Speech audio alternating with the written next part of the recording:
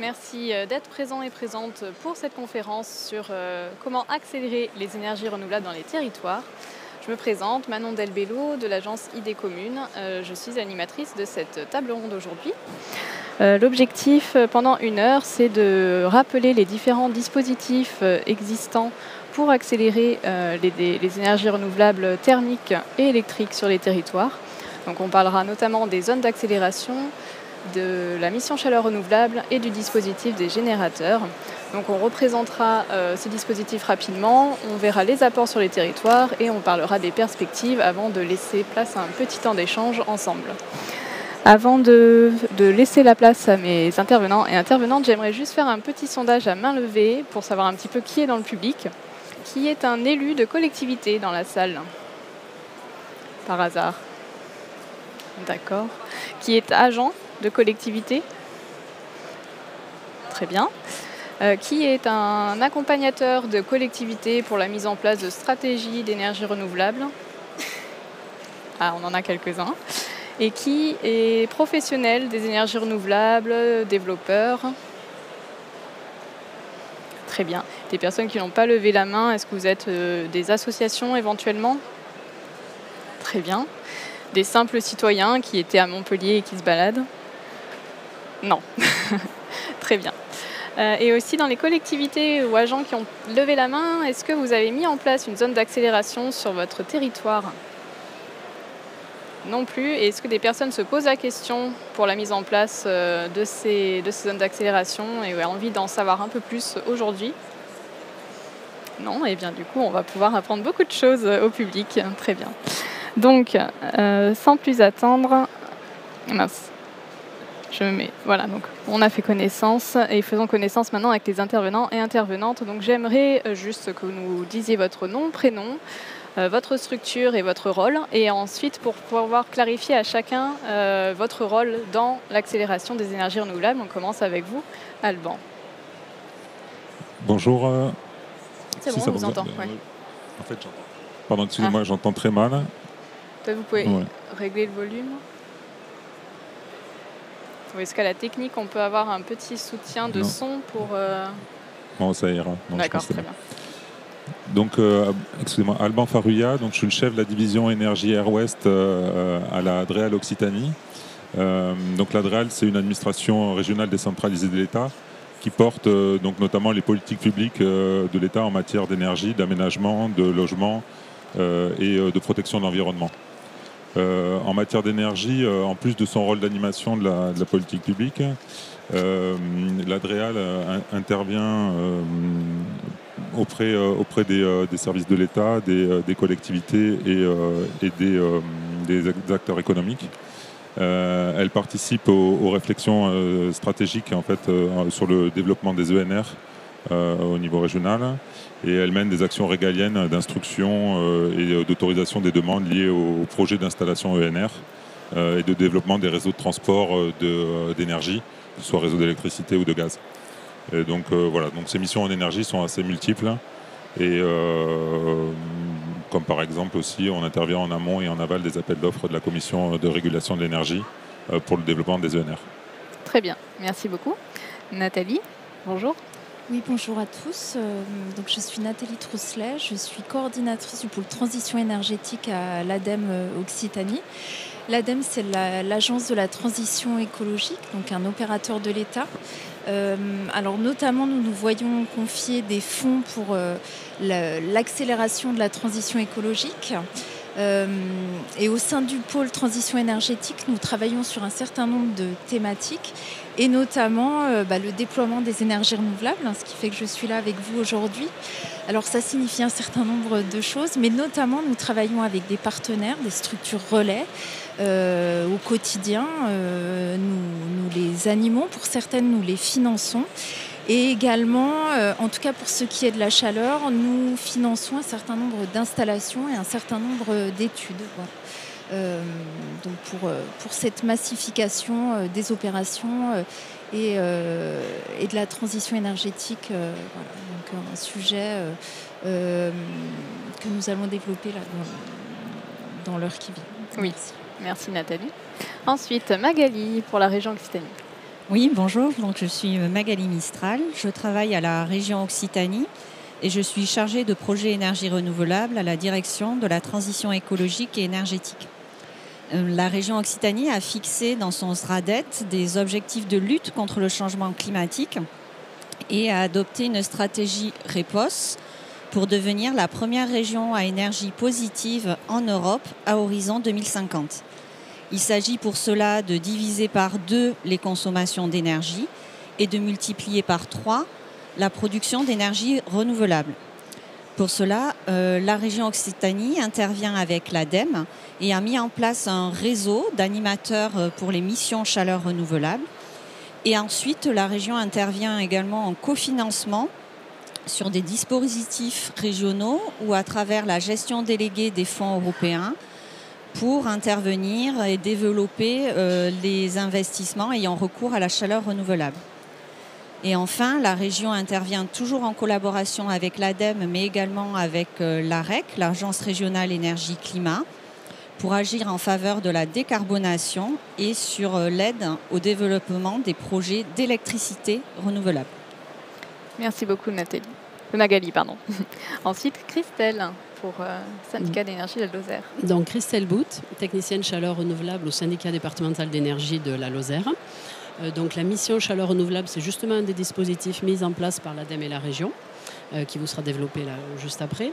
Donc moi, j'accompagne les collectivités, le secteur associatif et les entreprises pour développer les énergies renouvelables thermiques.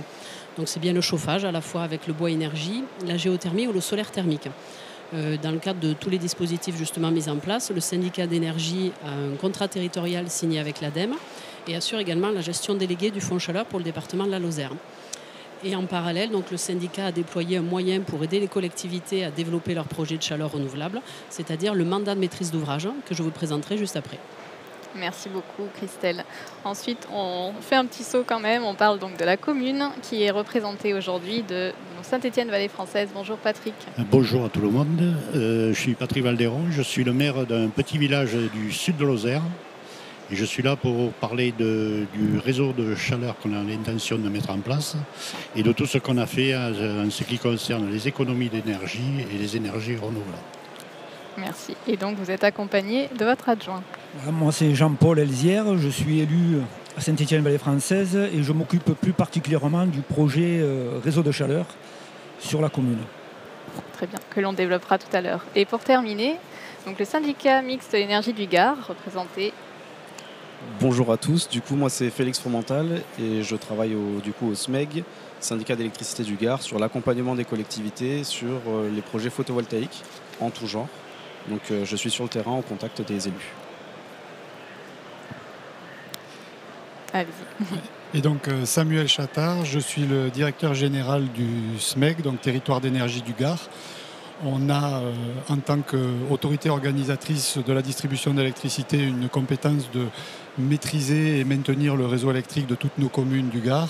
Et au-delà, on s'est élargi sur des sujets de la transition énergétique, que ce soit l'éclairage public, que ce soit les bornes de recharge électrique et le volet bâtiment avec une partie sur la chaleur et un volet aussi, j'ai un mauvais retour son, et un volet donc sur les énergies renouvelables que Félix développera tout à l'heure. Très bien. Merci beaucoup, mesdames, messieurs, pour ces présentations. Alors, pour commencer, j'aimerais me rapprocher de vous, Alban Farouia, pour contextualiser un petit peu et rappeler ce qu'on entend concrètement par accélération du développement des énergies renouvelables et notamment des zones d'accélération.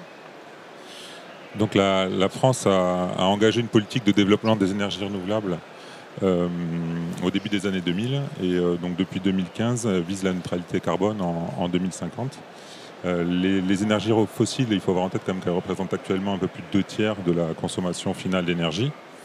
Et donc pour sortir de la dépendance aux énergies fossiles, l'Occitanie doit viser un doublement de sa production ONR d'ici 2030 et un triplement d'ici 2050 par rapport à 2020. Donc, et ceci, bien sûr, tout en réduisant en fait, notre consommation d'énergie.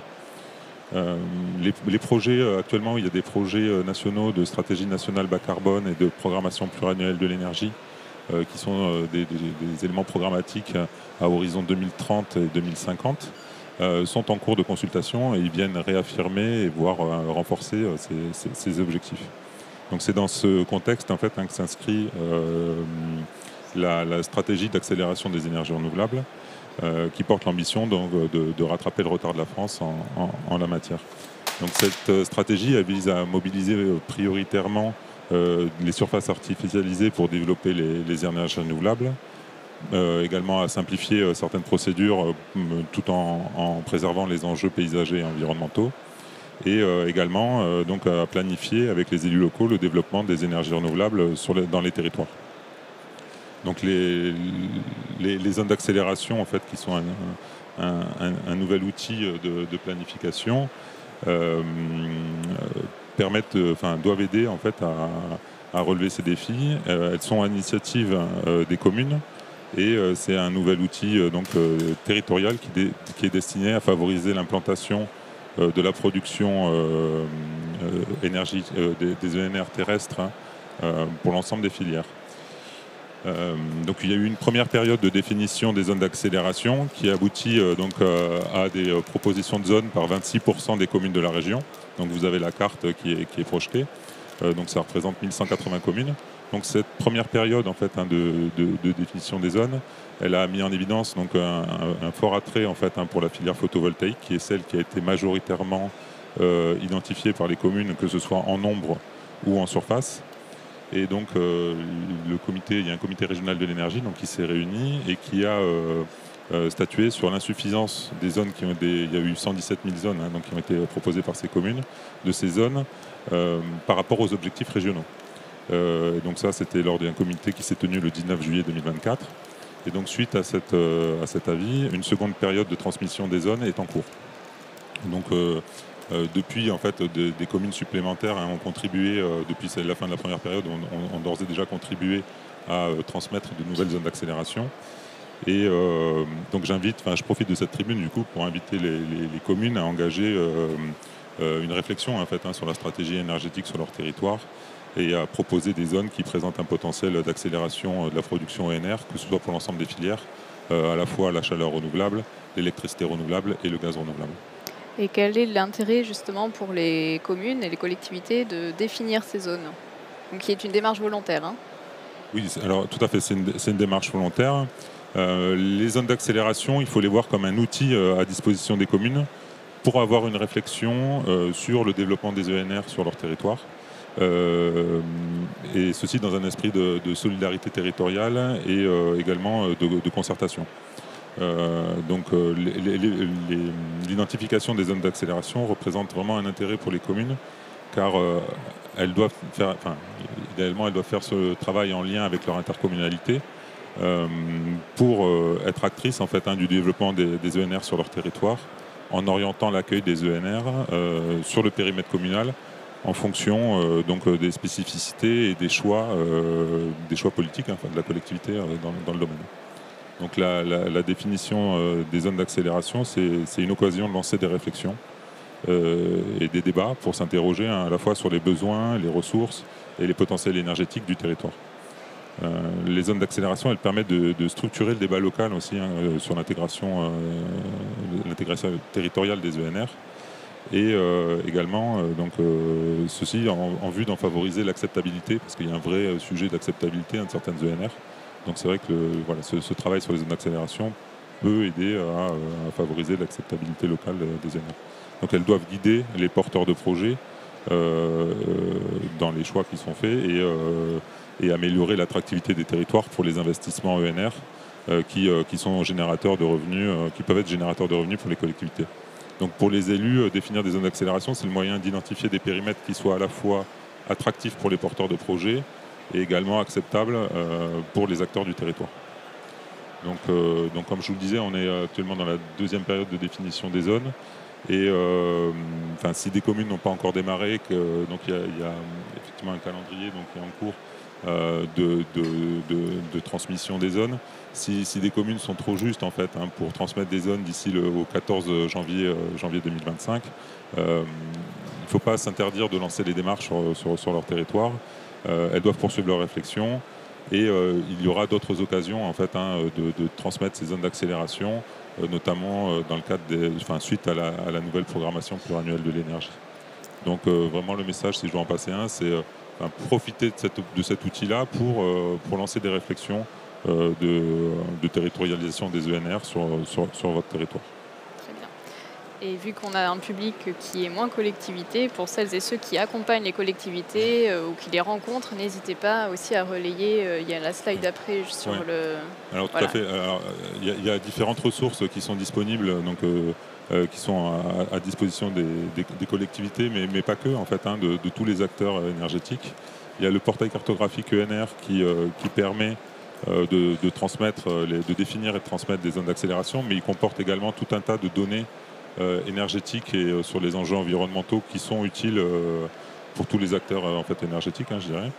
Il y a également un espace d'entraide qui est disponible sur la plateforme Expertise Territoire, qui est un espace d'entraide animé par le CEREMA et l'IGN pour les utilisateurs de ce portail. Et enfin, peut-être quelques mots sur le site internet de l'Adréal.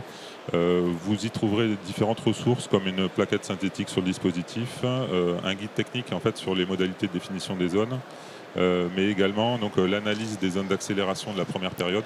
Vous aurez des éléments, la note d'analyse des zones d'accélération de cette première période, et également la cartographie plus détaillée des zones d'accélération qui ont été transmises par les collectivités lors de la première période. Très bien, merci Alban. Je vais peut-être reprendre juste la manette. Merci.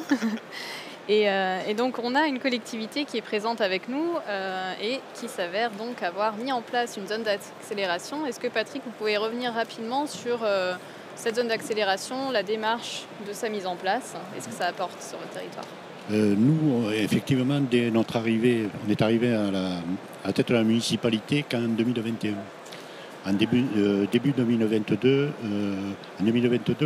la préfecture nous a quand même incité particulièrement à faire des zones d'accélération. Donc on s'est organisé, on a fait des réunions publiques et on a déterminé des zones d'accélération. En ce qui nous concerne, on a accepté sur toutes les parcelles bâties, les panneaux photovoltaïques, le solaire thermique et biomasse. Bon, on n'est pas une région où il peut y avoir des éoliennes, tout ça. Voilà. D'accord. Et l'apport pour votre territoire, donc la place de l'énergie dans vos réflexions? Nous, déjà au départ, on était branchés sérieusement là-dessus, dans toutes les économies d'énergie. Donc ça nous facilite pour faire nos projets. Donc, comme nous en avons pas mal de projets, on a attaqué par... dès 2022, début 2022, l'extinction de l'éclairage la nuit. Ensuite, on a installé des panneaux photovoltaïques en autoconsommation sur notre salle polyvalente. On a rénové un bâtiment. On a fait une rénovation énergétique sur un bâtiment. Et là, on est en train d'intégrer une boucle d'autoconsommation collective avec le syndicat des vallées Cévenol et la communauté de communes. Donc il y a une trentaine de communes qui vont intégrer cette boucle. Voilà, ça démarre, ça n'a pas tardé à démarrer. On a reçu les conventions pour signer. C'est un beau projet. Très bien. Voilà. Ensuite, et on a maintenant 2 projets à venir. La rénovation de logements encore, et le gros projet pour nous, c'est le réseau de chaleur. Très bien. Mais ça, Christelle Bout et Jean-Paul vous en parleront mieux. Oui, on va y venir. Tout ça à notre échelle quand même, c'est pas des projets pharaoniques. Oui, mais il n'y a pas de petits projets. Justement, pour parler des apports, de l'accompagnement du déploiement de ces projets, comme on va pouvoir rentrer dans le détail avec leur projet de chaleur renouvelable tout à l'heure, j'aimerais d'abord qu'on revienne donc, sur les différents dispositifs existants, notamment le premier, donc la mission chaleur renouvelable pour le déploiement d'énergie renouvelable thermique. Et là, je me tourne vers Nathalie Trousselet et Magali Mistral pour nous présenter un peu plus ce dispositif. Nathalie. Merci. Alors, je le disais tout à l'heure, nous sommes l'agence de la transition écologique et notre rôle, c'est notamment d'aider à la massification des projets. Alors, effectivement, des projets chaleur, mais aussi d'une certaine manière, même si c'est indirectement, puisque nous ne les finançons pas, les projets électriques. Et donc pour cela, en fait, ce qu'il faut retenir, c'est que l'ADEME ne va jamais travailler seule. Là, c'est la carte d'émission que Magali vous présentera tout à l'heure. Moi, je voudrais juste dire en préambule, c'est qu'effectivement, on ne travaille jamais seul. Alors pourquoi on ne travaille pas seul ?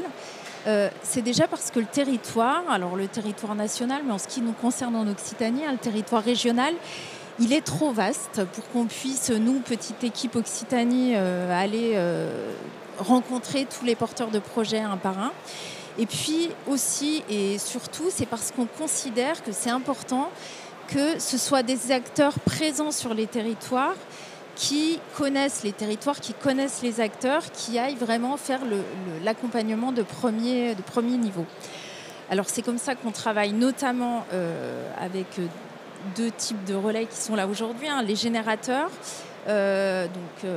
Félix en parlera tout à l'heure. Donc le rôle, c'est vraiment d'accompagner les communes sur le développement de projets éoliens et photovoltaïques. C'est un réseau qui existe depuis 3 ans, qu'on vient de renouveler pour les années 2025 à 2027, avec bien sûr les syndicats d'énergie, mais aussi l'AREC, l'association Éclair. Voilà, donc on le détaillera tout à l'heure. Et puis effectivement, la chaleur. Alors la chaleur, souvent on l'oublie. Et alors c'est complètement une erreur de l'oublier, puisque la chaleur, c'est quand même 40% de nos consommations d'énergie aujourd'hui en France. Et cette chaleur, elle est produite quasiment exclusivement à partir d'énergie fossile. Et donc il y a un véritable enjeu de décarbonation de cette chaleur. Et c'est notamment le fait de décarboner cette chaleur est obligatoire si on veut notamment atteindre les objectifs législatifs qui nous sont fixés. Et c'est notamment dans ce cadre-là que nous a été confié le Fonds Chaleur, qui est notre outil financier d'accompagnement des projets, mais aussi d'accompagnement des relais, avec lequel on travaille depuis 2009, qui est un outil qui, depuis 2009, a beaucoup su s'adapter, évoluer. Aujourd'hui, cet outil, il a atteint un niveau qu'on n'avait jamais atteint jusqu'à présent, puisqu'en 2024, c'était 800 millions d'euros au niveau national. Et pour l'instant, pour 2025, il est confirmé à la même hauteur, à 800 millions d'euros. Voilà. Donc, c'est ce qui est quand même un signal fort, pour la massification de la chaleur renouvelable, donc toutes les thématiques de la chaleur renouvelable, et bien sûr tous les réseaux de chaleur qui sont associés à ces différentes thématiques, puisque les réseaux de chaleur sont bien sûr indispensables dans un cadre urbain, mais aussi sur des collectivités plus petites et même en zone rurale. Voilà. Très bien. Mais justement, Magali, est-ce que vous pouvez nous préciser un petit peu comment fonctionne la mission chaleur renouvelable avec la région Occitanie ? Oui, de manière vraiment très concrète, l'ADEME et la région, en collaboration, ont mis en place le réseau des missions chaleur renouvelable de manière à avoir une représentation et des relais dans les territoires. Et sur la cartographie qui s'est affichée, vous pouvez voir que tout le territoire régional est couvert et que dans chaque département, vous avez un ou plusieurs animateurs qui sont présents pour accompagner les porteurs de projets qui ont recours à la chaleur renouvelable.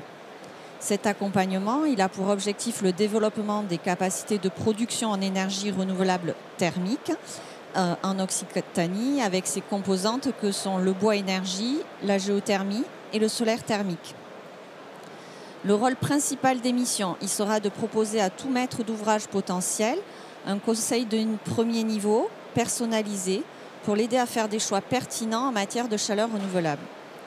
Alors, les maîtres d'ouvrage et les porteurs de projets, quels sont-ils ? Donc, ça peut être des collectivités territoriales, des entreprises, quelle que soit leur taille, donc des petites, des moyennes ou des grandes entreprises, et également des associations. Donc, des associations qui ont des locaux peuvent avoir recours à ces animateurs. Et le projet, donc, il peut être un projet neuf de création de chaufferie dans le cadre de la construction d'un bâtiment, ou alors un remplacement de chaudière qui fonctionne aux énergies fossiles, le gaz ou le fioul. Concernant la taille des projets, donc on peut avoir vraiment des projets de toute taille qui peuvent être étudiés. Et le projet peut être par exemple le remplacement d'une chaudière au fioul d'une mairie par une chaudière au granulé de bois, la mise en place d'une installation géothermique sur sonde verticale dans le cadre de la construction d'un grand groupe scolaire, Ça peut également être la mise en place d'une chaudière à plaquettes forestières pour un process industriel en remplacement du gaz, ou encore une installation solaire thermique pour les besoins d'eau chaude sanitaire d'un EHPAD. Alors, ce qui est vraiment important de préciser, c'est que tous ces animateurs sont vraiment des experts et des professionnels de la chaleur renouvelable, et ils délivrent des conseils qui sont neutres, totalement indépendants et gratuits, puisque toute cette mise en place d'animateurs est confidentielle par l'ADEME et la région. Leur champ d'action, il est extrêmement large. Il couvre tout un ensemble de services qui va depuis l'émergence du projet jusqu'à la mise en œuvre effective de l'installation. Alors, ça va être tout d'abord susciter et faire émerger des projets de chaleur renouvelable auprès de porteurs potentiels qui sont soit identifiés, soit qui ont déjà identifié l'existence de ces animateurs. Et ensuite, ils vont apporter une expertise technico-économique. Ils vont apporter des informations et des conseils techniques sur la chaleur renouvelable pour trouver la solution la plus adaptée aux besoins suivant la situation du bâtiment, les besoins de chaud et éventuellement de froid. Et ensuite, ils identifient tous les travaux complémentaires qui sont nécessaires, comme l'isolation, le remplacement des menuiseries, et tout cela pour rendre vraiment les installations totalement efficientes.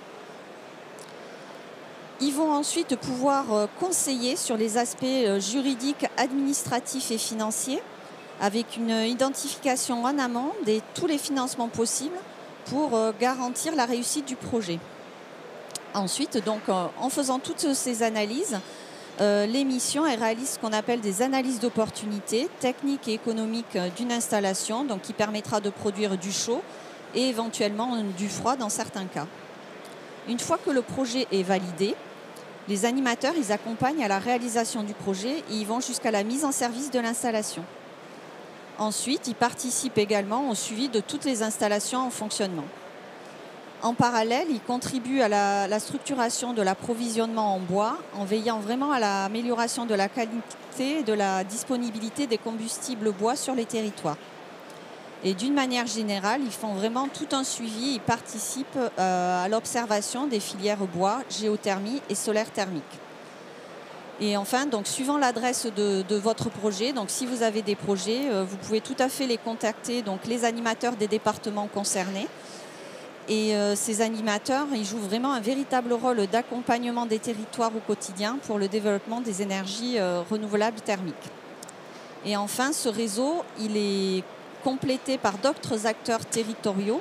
Et je vais laisser la parole à Nathalie qui va vous les présenter. Merci beaucoup. C'était juste pour vous apporter un élément complémentaire sur un outil qu'on a développé depuis 2017 qui s'appelle les contrats chaleur renouvelables territoriaux. Alors, qui sont complémentaires aux missions chaleur renouvelable, qui n'existent pas encore complètement sur tout le territoire, qui parfois, comme dans le cas du SDE 48 et d'ailleurs pas du SMEC, pardon, sont portés par la même structure. Et alors, il faut retenir plusieurs choses. Déjà, c'est que nous nous efforçons de faire en sorte que notre organisation pour les porteurs de projets soit la plus transparente possible. L'idée, c'est qu'on a des porteurs de projets qui viennent chercher des conseils, des accompagnements et on leur donne conseils et accompagnements. Voilà, ça c'est ce qu'il faut retenir. Mais pourquoi je veux vous parler quand même des contrats chaleur renouvelables territoriaux ?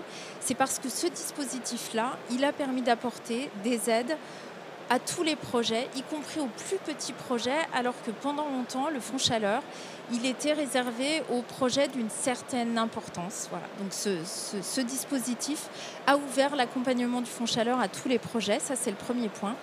Et l'autre point sur les contrats chaleur renouvelables territoriaux, c'est que dans la plupart des cas, il nous permet de, comme l'a évoqué rapidement Christelle tout à l'heure, de confier la gestion du fonds chaleur. En fait, on va déléguer le fonds chaleur à l'opérateur qui s'en occupe, ce qui nous permet finalement de ne pas avoir de rupture. On a l'opérateur qui va conseiller le porteur de projet, qui va l'aider vraiment à monter son projet et qui va aller jusqu'à attribuer la subvention, ce qui est quand même ce qui apporte de la fluidité et de la simplification. Et ça, ce sont deux points que je voulais apporter sur ce dispositif. Et puis il y a un point qui est un petit peu important aussi, si on regarde cette diapo-là, c'est c'est une démarche que l'ADEME généralise depuis cette année, qui s'appelle ENR Choix. Cette démarche, elle encourage les porteurs de projets à optimiser leur projet. Vraiment, l'idée, c'est de se poser toutes les bonnes questions sur son projet pour vraiment optimiser au maximum son projet, pour vraiment définir tout le potentiel de son projet en amont de sa réalisation. Alors, l'idée, c'est une démarche un peu que nous, on appelle en entonnoir. On va encourager le porteur de projet à la sobriété énergétique et à l'efficacité énergétique. Puis, quand c'est possible, bien sûr, à la mutualisation des besoins au sein d'un réseau de chaleur. Et puis ensuite, à la priorisation des besoins, des énergies renouvelables, en essayant bien sûr, toujours quand c'est possible, de favoriser d'abord la valorisation de chaleur fatale, puis la géothermie et le solaire thermique, et enfin la biomasse énergie. L'idée étant notamment d'économiser nos ressources en biomasse énergie, puisque c'est une ressource qui, en tout cas dans certaines régions, dans certains endroits, commence à être, à se faire rare et qui est précieuse et à laquelle nous devons tous collectivement faire attention. L'idée, c'est vraiment avec cette démarche de mettre en œuvre la bonne filière énergie renouvelable sur le bon projet. Et c'est une démarche que nous généralisons, notamment à partir de 2024, mais encore plus à partir de l'année prochaine, et dont je voulais vraiment vous parler cet après-midi. Très bien, merci Nathalie. Et je rappelle que l'ADEME a un stand, la région aussi, pour avoir plus de renseignements pendant le forum. Avant de rentrer un peu plus sur le détail de ces dispositifs en termes de chaleur, je passe la parole à Félix Fromental pour nous présenter donc le dispositif d'accompagnement des énergies renouvelables électriques à partir du dispositif des générateurs. C'est ça. Donc du coup, les générateurs, c'est un dispositif qui a été mis en place donc par l'ADEME en 2022 pour avoir des conseillers à destination des collectivités sur les ENR électriques. Ça s'est décliné sur les différentes régions. Il faut savoir que l'Occitanie, ça a été une des premières régions à vraiment se structurer et avoir la répartition des rôles comme on l'a aujourd'hui. Et donc on parle plutôt de projets quand même structurants pour les territoires, donc plutôt de l'éolien et du photovoltaïque au sol, donc des projets d'assez grande envergure. C'est réparti de la façon suivante. L'AREC s'occupe plutôt de la partie éolien, photovoltaïque innovant, donc à l'époque c'était surtout agrivoltaïque et photovoltaïque flottant, et elle s'occupe aussi de l'animation régionale du réseau. Éclair s'occupe donc des projets citoyens et coopératifs, et les différents syndicats départementaux d'électricité ont des conseillers pour le photovoltaïque au sol. Donc moi je m'occupe pour le département du Gard, et donc il y en a pour tous les départements, et sachant que cette organisation entre les différents syndicats, elle est chapeautée par le SIADEN, qui est donc le syndicat de l'Aude. D'accord, très bien. Je poursuis sur les générateurs peut-être. Au niveau du rôle des conseillers, ça va être donc sur deux thématiques. Il va y avoir d'abord la partie accompagnement technique des collectivités. Donc comme on l'a dit tout à l'heure, c'est répondre à toutes les questions qu'elles peuvent avoir, réaliser des notes d'opportunité qui vont permettre de dégrossir un peu les projets photovoltaïques, l'aide à la mise en concurrence lorsqu'il y a des appels à manifestation d'intérêt à passer, et aussi être tiers de confiance, parce que forcément on est un organisme neutre, donc on va être tiers de confiance un peu pour lorsqu'il y a des offres plutôt qui viennent du privé. Donc ces missions qui sont appelées les missions coup de pouce dans les générateurs, il y en a à peu près une centaine qui ont été menées en Occitanie là, depuis 2022, tout organisme confondu. D'accord. Et au niveau du deuxième volet, qui est plutôt l'animation territoriale, il y a également des visites de sites qui ont été réalisées, qu'on appelle des escales, sur différents départements. Il y en a 11 qui ont été réalisées à ce jour. Et il y a aussi de la sensibilisation dans les écoles primaires, en partenariat avec l'association Les Petits Débrouillards. Donc, il y a 18 écoles qui ont reçu des cours sur la transition énergétique et la sensibilisation sur ces ENR, les énergies renouvelables électriques. D'accord, très bien. On reviendra tout à l'heure donc, sur les apports de ce dispositif. Donc, on revient avec Christelle Boutte pour préciser un petit peu les apports de dispositifs d'accompagnement de la mission chaleur renouvelable et des contrats territoriaux d'énergie. Donc s'il te plaît Christelle, est-ce que tu peux donc nous préciser un petit peu, toi qui es sur le terrain justement, les apports que tu vois de cet accompagnement, notamment avec le mandat de maîtrise d'ouvrage? Donc moi je travaille sur le territoire de la Lozère depuis 2006, donc c'est vrai que un territoire rural, on est des zones qui n'intéressent pas spécialement des fois les gros faiseurs d'énergie, par exemple type Engie ou Cofeli. Et donc on s'était rendu compte qu'on avait plusieurs projets un petit peu en souffrance et qui avaient du mal à émerger. Parce qu'une collectivité, en fait, elle n'est pas spécialiste dans l'énergie, elle a tout un tas de domaines dont elle doit s'occuper. Elle n'a pas particulièrement de personnel affecté sur des thématiques précises. Des projets conséquents, ça peut représenter un investissement financier qui peut la pénaliser pour d'autres projets à portée, etc. Donc le syndicat d'énergie, grâce à l'ensemble des dispositifs mis à disposition par les financeurs, a décidé de mettre en place le mandat de maîtrise d'ouvrage. Donc à la différence de la maîtrise d'ouvrage déléguée, pour les communes, nous réalisons les projets, mais après nous ne les exploitons pas. Donc le mandat de maîtrise d'ouvrage, en fait, ça commence par la signature d'une convention entre le mandataire, qui est le syndicat d'énergie, et une collectivité. Donc on accompagne pour l'instant uniquement des projets de réseau de chaleur au bois. Mais on peut éventuellement développer cette compétence-là pour de la géothermie ou des projets de solaire thermique. Donc à partir du moment où la signature de la convention a lieu entre la collectivité et le syndicat prend la main pour la réalisation du projet. Pour autant, la collectivité n'est pas dépouillée de son projet, on travaille vraiment en bonne intelligence et puis c'est un travail après de partenariat, quoi. Donc le syndicat en tant que mandataire consulte un maître d'ouvrage délégué de toute façon pour l'accompagner dans la réalisation du projet. Donc on a déjà un réseau de chaleur en place et un deuxième réseau de chaleur qu'on est en train d'accompagner avec la commune de Saint-Étienne-Vallée Française. Donc on désigne un maître d'œuvre après consultation avec la commune de toute façon. C'est le mandataire qui dépose les dossiers de subvention pour le compte de la commune. C'est bien la commune qui va percevoir les aides, mais pour autant c'est le syndicat qui va payer l'ensemble des factures. Donc tout ceci est bien mis à plat via la convention. Donc du coup on consulte les entreprises après quand on est en phase de travaux, etc. On paie les entreprises et après il y a une demande d'acompte au fur et à mesure qui est conventionnée de toute façon, voilà, une demande d'acompte de paiement du projet auprès de la collectivité. Donc ce qu'on fait également, c'est qu'on s'occupe d'aider la commune pour qu'elle puisse toucher ses subventions au plus vite, voilà, parce que ça peut être un frein aussi toute cette avance de trésorerie pour la commune. Donc quand on leur demande un acompte, on réalise l'ensemble des pièces pour que la collectivité se tourne vers les financeurs après pour qu'elle puisse avoir les subventions dans un pas de temps le plus court possible. Voilà. Alors après, la différence, voilà, juste pour terminer, la différence du mandat de maîtrise d'ouvrage avec la maîtrise d'ouvrage déléguée, c'est bien qu'à la fin de la réalisation de l'équipement, le réseau de chaleur est bien intégré au patrimoine de la commune. Donc les élus du syndicat n'ont pas souhaité pour l'instant se positionner dans l'exploitation des réseaux de chaleur. Donc l'achat du combustible, la vente d'énergie après aux éventuels locataires du réseau de chaleur, c'est bien la collectivité après qui devra l'assurer. Donc le syndicat reste présent dans le projet, dans la mesure où on aide après à la consultation des entreprises pour le choix des combustibles, pour l'achat du combustible. On peut réaliser des mesures d'humidité, par exemple, et puis accompagner tout au long de la vie du projet, en fait.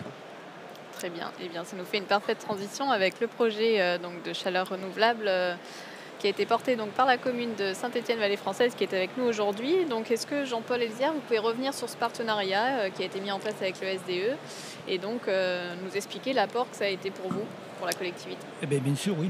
Alors déjà, oui, comme expliquait Christelle, nous n'avons pas les compétences dans les petites communes pour mettre en place un réseau de chaleur. Donc, on travaillait déjà avec le SDE concernant l'éclairage public. Il nous avait aidé pour la mise en place de l'extinction. Donc c'était déjà un premier pas. Et ensuite, on voulait réaliser une petite chaufferie pour notre école, qui avait une chaufferie au fioul. Et on était parti sur la biomasse. Et vu la disposition géographique dans le village, on s'était dit, en discutant avec Christelle, qui était venue voir le projet, pour l'étude de faisabilité, on s'était dit ce serait peut-être intéressant d'intégrer le collège. Et puis le collège, il y a l'internat.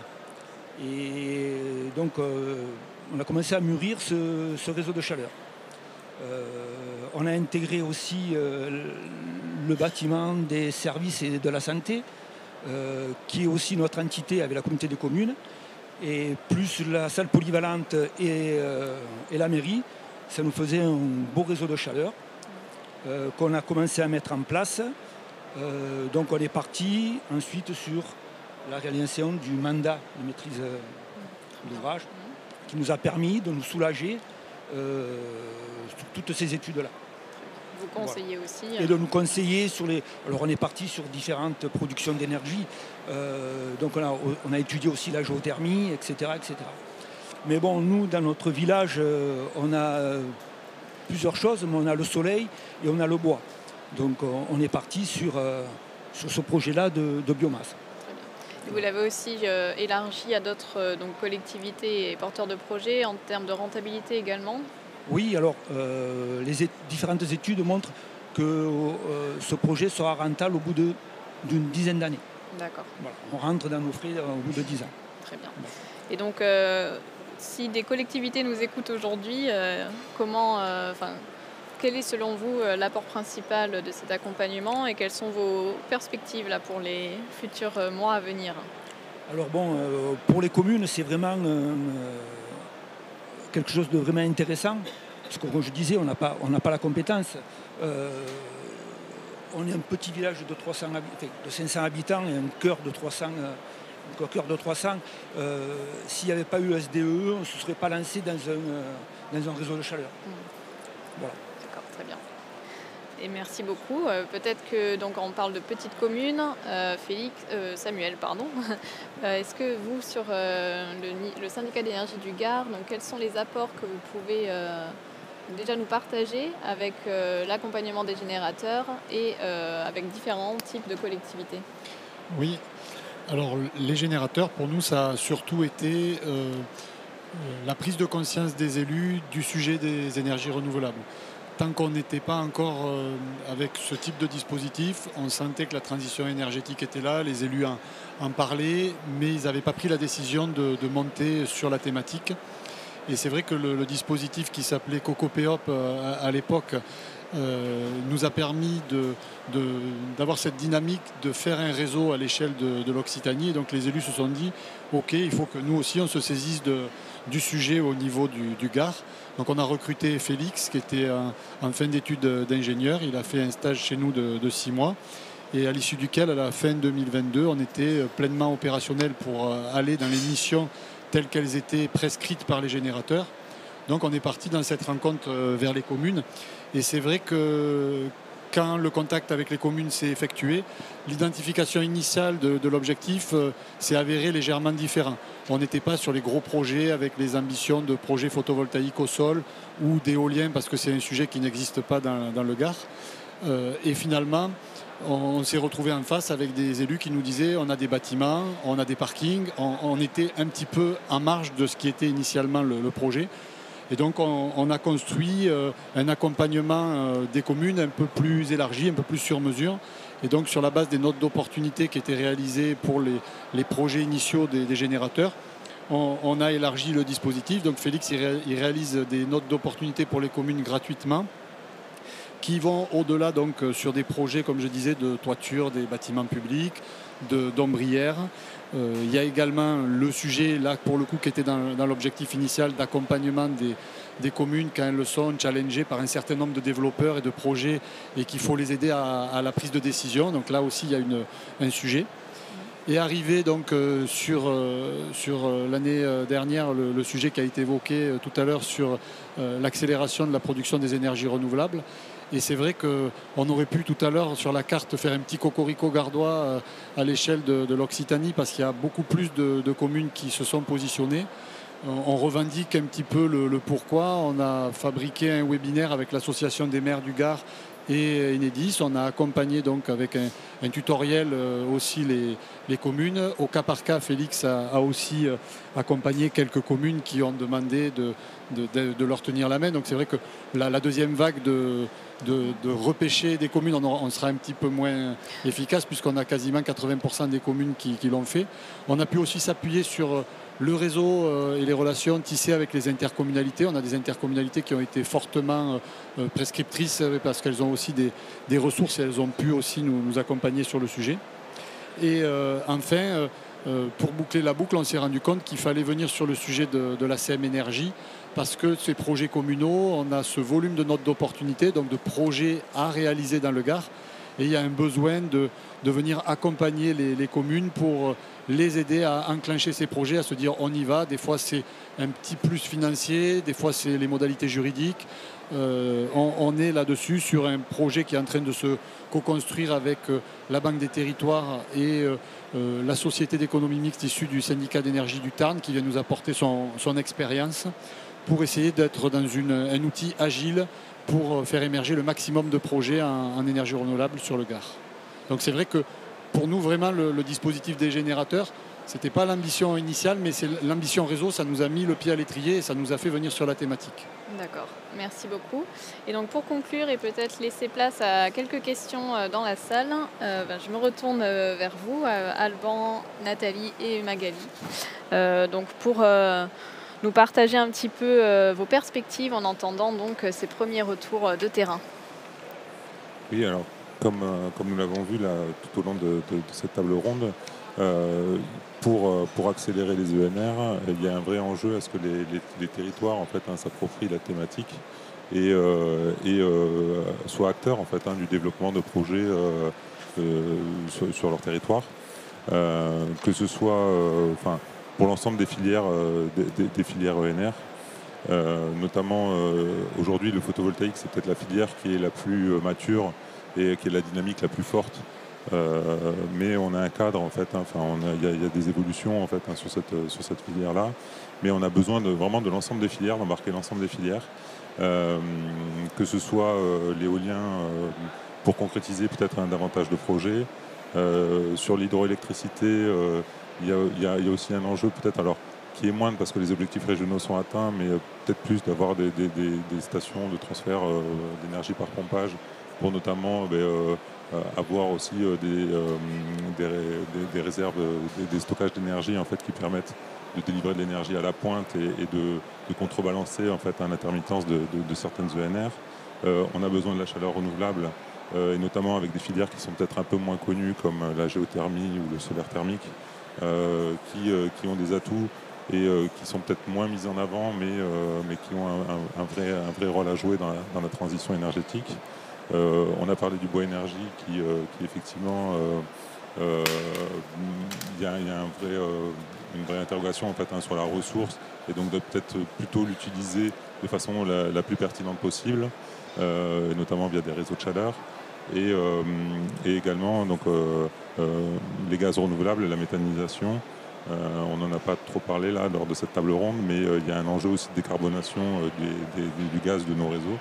Et donc du coup, on a également besoin de projets de méthanisation qui vont permettre de décarboner en fait, notre gaz.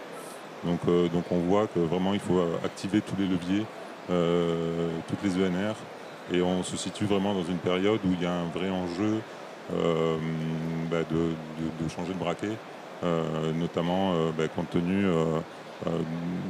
du changement climatique.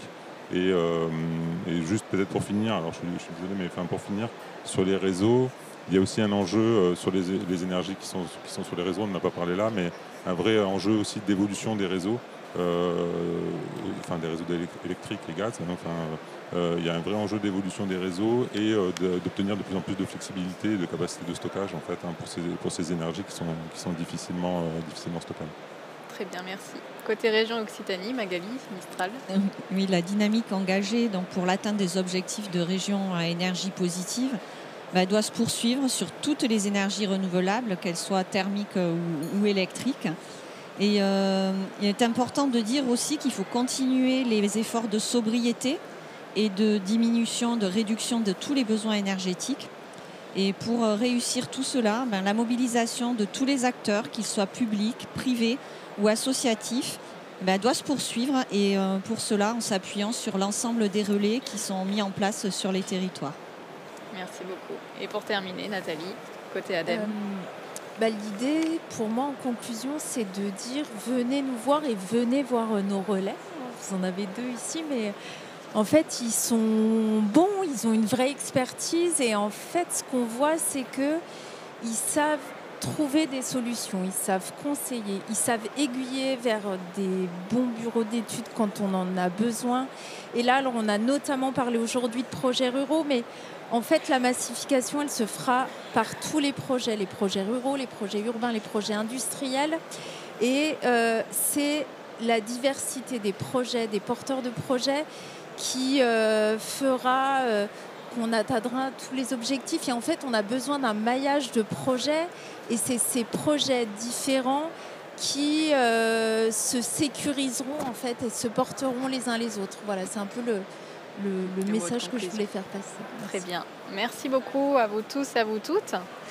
Je me tourne vers la salle pour savoir s'il y a des questions éventuelles. Oui, donc on en a 2. Alors, le micro arrive. Il y en a une là devant.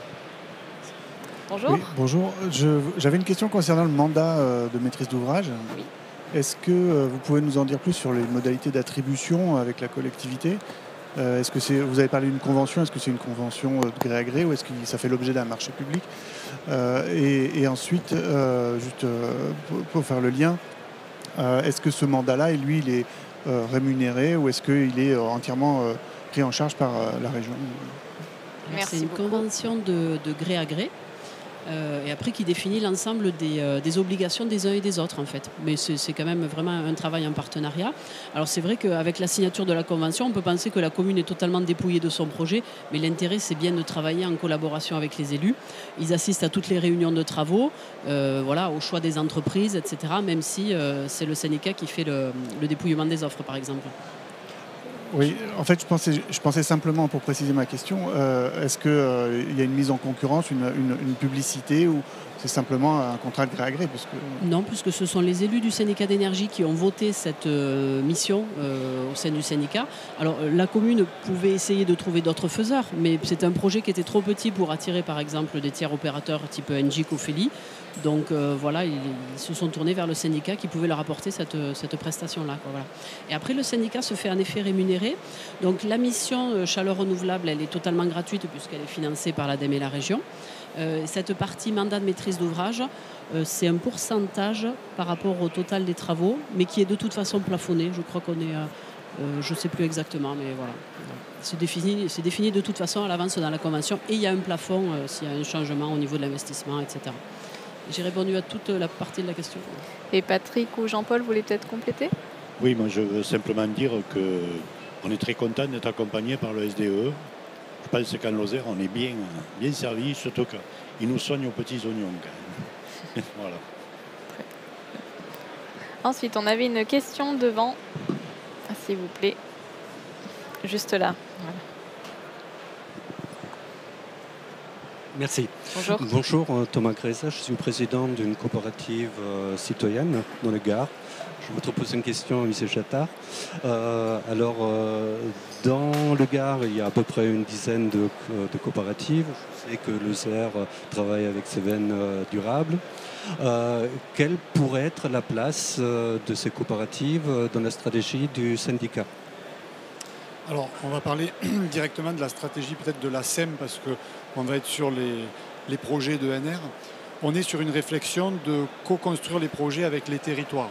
Donc interagir avec, au-delà des communes, les intercommunalités et les spécificités géographiques de l'écosystème à chaque fois.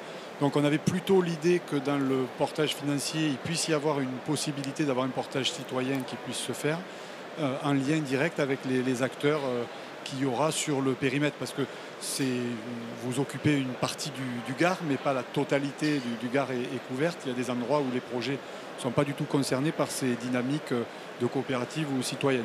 Mais à côté, Félix pourrait compléter parce qu'on a quand même déjà eu des rapprochements avec Enercop sur la philosophie. Oui, la philosophie, c'est de co-porter les projets. Donc, ce serait qu'on puisse s'associer pour développer des projets sur un territoire. S'il y a une coopérative citoyenne, elle peut être actionnaire d'une société de projet qui serait créée à l'occasion. Pourquoi pas même majoritaire de cette société de projet, pourquoi pas. Et voilà, de toute façon, travailler avec les acteurs du territoire, quels qu'ils soient. Et on a évidemment envie de travailler avec les coopératives citoyens aussi. Ça peut être l'occasion de se rencontrer pour bien sûr. mutualiser les moyens. Mais bien sûr. Très bien. Merci beaucoup. Est-ce qu'il y a d'autres questions dans la salle par hasard? Non, visiblement non. Peut-être juste, moi je voulais revenir peut-être vers vous, la commune de Saint-Étienne, Vallée Française. Avant de réfléchir, vous disiez que vous aviez rencontré aussi d'autres collectivités. Il y a un réseau en fait. Oui, bien sûr, qui existe un petit peu. on n'est pas parti la tête en avant, etc. Donc on a rencontré plusieurs d'autres communes, comme on a discuté avec la commune de la Canourgue par exemple, qui a mis aussi en place un réseau de chaleur, la commune de Vialas, qui a travaillé aussi avec de l'énergie bois. On est allé voir la chaufferie au lycée à Saint-Jean-du-Gard. Et on est allé aussi à Sandras, qui était au syndicat de Haute-Vallée-Sévenol. Voilà. Donc, nous, ce qui nous intéressait dans ce projet-là, c'est d'avoir de l'autonomie dans notre production et dans notre consommation. C'est-à-dire que ce soit au niveau de l'autoconsommation collective concernant avec les panneaux photovoltaïques ou avec la production de bois, puisque à terme, nous, on aimerait fabriquer, être maître de notre fabrication, quoi, de notre production de bois, de déchiquetés, etc.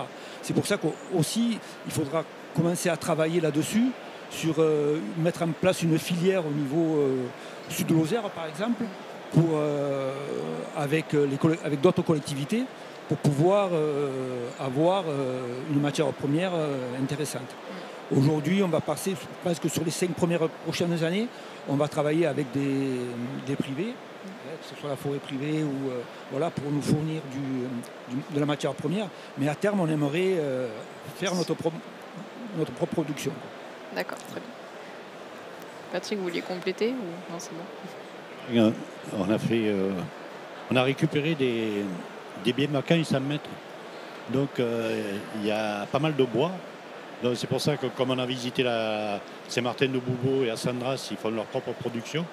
Donc on a bien l'intention à terme de faire notre propre production. Voilà. Et je profite d'avoir le micro comme il y a beaucoup de particuliers ici. Je pense que les boucles en autoconsommation collective pour les particuliers, c'est quelque chose d'intéressant. Si vous avez l'occasion de vous pencher sur le problème, vous verrez que ça peut être très rentable. Voilà. Très bien. Et je pense qu'il y a quelques stands ou peut-être, je ne sais pas si côté région ADEME, vous pouvez informer sur ce dispositif ou côté syndicat d'énergie. Oui. Bon. Ah, Félix. Oui, on a un stand syndicat d'énergie Occitanie, donc rassemblement de tous les syndicats de la région. D'accord, très bien. Hall B2. Très bien. Bon, bah voilà, si vous voulez plus d'informations ou poursuivre les échanges, on peut vous libérer. Et merci d'avoir été attentif et attentive et présente pour cette table ronde. Et merci à l'ensemble des intervenantes pour votre participation et préparation. Et bon salon à vous. Bon après-midi.